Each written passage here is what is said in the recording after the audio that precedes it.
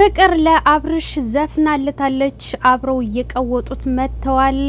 ለካ በፍቅር አድርገኝ ነካ እያለች ነው ማለት ነው። ኦ ማይ ጋድ! በነገራችን ላይ በጣም አምሮባችኋል።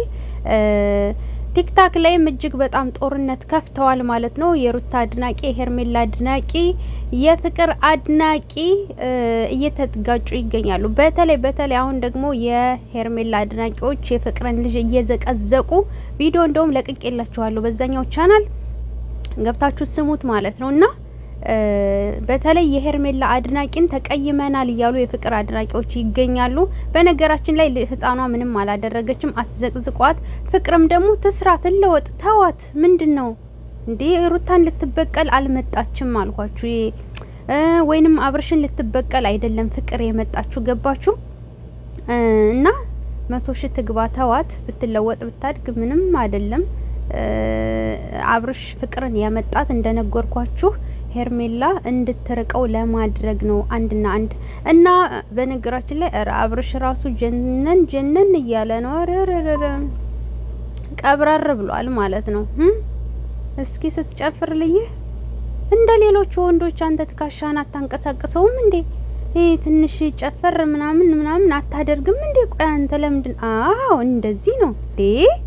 ምንድነው? ጉድ እኮ ነው። አፋ ውስጥ ልትገባ ነው እንዴ? ደግሞ ፍቅር በነገራችን ላይ ፍልቅልቅ እያለች ነው፣ ፍንድቅድቅ እያለች ነው። ፍልቅልቅ የምታረገኝን ሴት ነው ማመጣ አላለም። በነገራችን ላይ ፍቅር ሳቂታ ናት።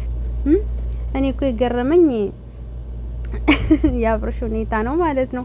እና በጽጌ ዘፈን እንግዲህ ቀውጣለታለች፣ ዘፍናለታለች። ቆይ ስፖርት ሰርተህ ደረትህ ወጥቷል እና ለምንድን ነው በደንብ ገልበጥ አድርገህ የማትጨፍርበት ደረትህን? ምን ሆነ አንተየዋ? እሷ እንደዚህ ቅብጥብጥ እያለች በደንብ አትጨፍርም እንዴ? ወይኔ ሄርሜላ ግን በህይወት አለች ማሮቼ፣ የምር በህይወት አለች። ይሄንን አይታ ምን ልጣት ነው? ኦይ ባለፈው ለታ በሩታ ያን ሁሉ ግብ ስትሰራ አሁን ምን ዋጣት? የምር ምን ዋጣት? ሄርሜላ በህይወት መኖሯን አረጋግጦልኝና ንገሩኝ ማሮች። ቁጥሯ ያላችሁ ደውላችሁ አረጋግጣችሁ ንገሩኝ ማለት ነው። ከዛ ለኔ ቤተሰቦች ደግሞ ያለችበትን ሁኔታ ነግራቸዋለሁ ማለት ነው።